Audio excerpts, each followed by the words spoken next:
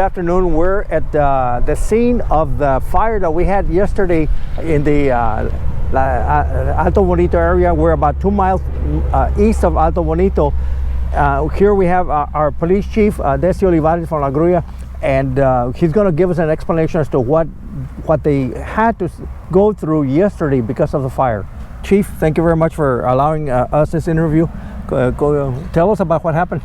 So we were called that a fire had started north of La Paloma, and so we always partner up with La Casita, and we already have those agreements. So we like to assist them, and the quicker we get to these fires, we can get some eyes on the ground and assess and see what resources we need, so we can start calling in for additional support. And I'll call in La Casita and let them know what exactly it is that we have, so that we know what to ask for from other departments. Yeah. And once I arrived, it appeared to have been lit intentionally. Maybe we're still kind of investigating that, but. Okay. It started off of Liebre and North La Paloma Road. Oh, my goodness, all the way over there? Yeah, a trash pile. And from there, it took off on an abandoned property. Wow. The grass was pretty tall, so it's nothing but fuel. And what was worse is the wind was really blowing. Wow. The humidity was very low. It is a red flag warning. There is a burn ban. All the conditions that were there for the perfect storm. Disaster. It came together to be. How many acres? Well, I believe they were saying it was in the neighborhood of 1,000 acres, or plus or minus. Give or take a few. Yeah. And if you look around, man, this area looks so desolate because of the burn, huh? And there's still some smoldering, and that, I guess that's going to continue for a while, right? That'll continue for a while. At this point, we're not really concerned about some of the smaller little plumes of smoke. There's nothing else to burn. Everything completely was burned. I spoke to it'll die by itself, right? Yeah, it'll once there's no more fuel, it'll snuff itself out. Yeah.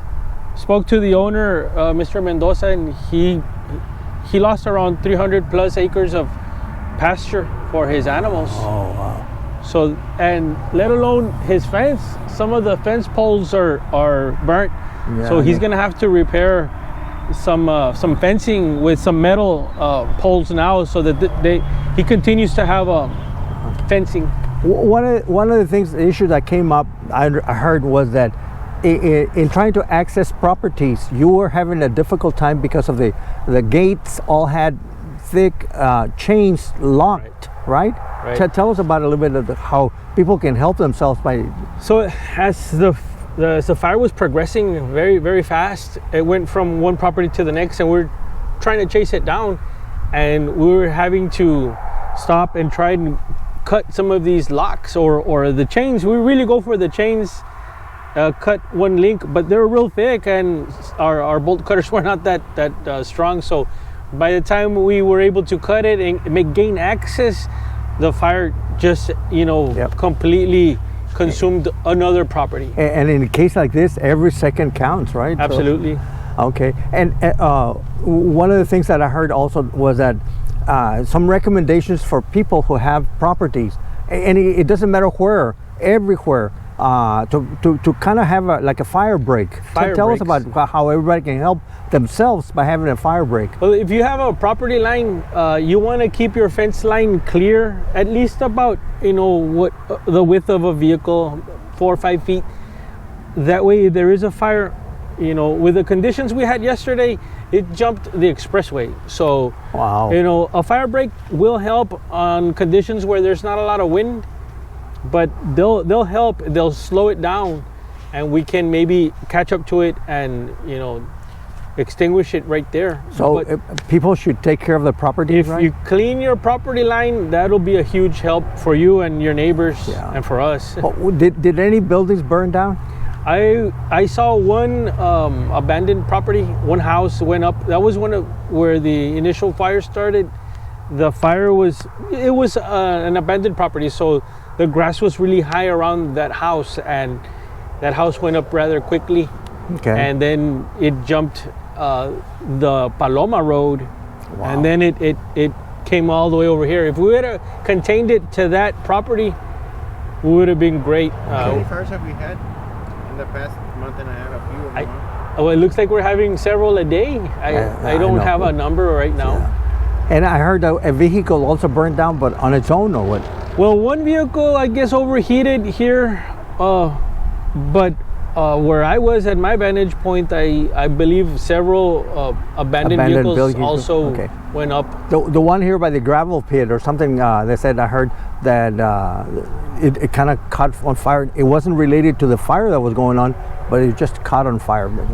Yeah, several scenarios. I don't know exactly what happened in that one, but if the grass is really high and you park in the grass, your catalytic converters get real hot, and a lot of times they'll cause a fire. Yeah, so that's something to watch out, especially people who drive in the woods and so on. Right. The other thing is, we are very thankful for all the units that came to help us out.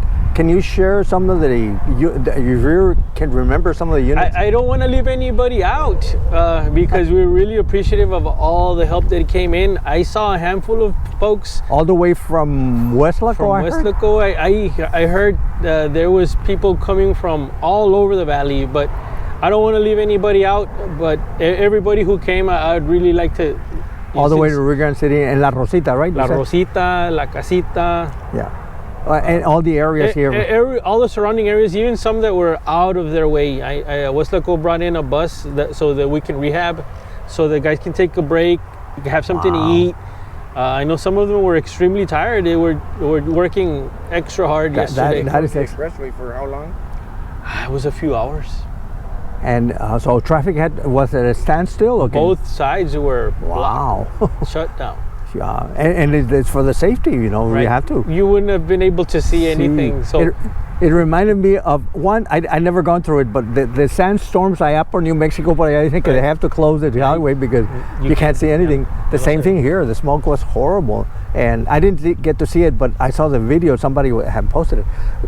Chief, thank you very much for allowing us this interview, and let us know if there anything else we can do to help prevent things like this. Let us know, please. I know that a lot of times people have their branches and things like that they want to burn, and that's not a problem. We'll send the fire department.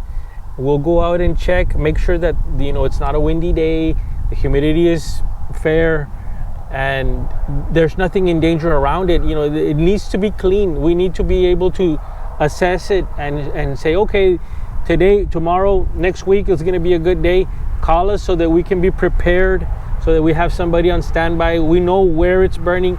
We get called from a concerned citizen. We already know where we're going, anything that needs to be addressed before we'll address it.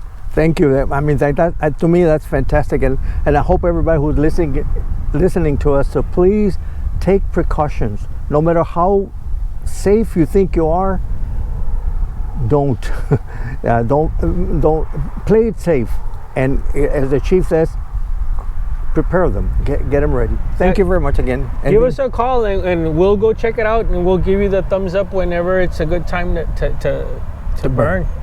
In fact, yesterday I went to talk to a gentleman who was estaba chamuscando, and my goodness. Today's not a good day to be chamuscando. So cactus. Yeah, so le dije, not today, sir. If you can, let's hold off on that. Okay, that's good. Thank you very much.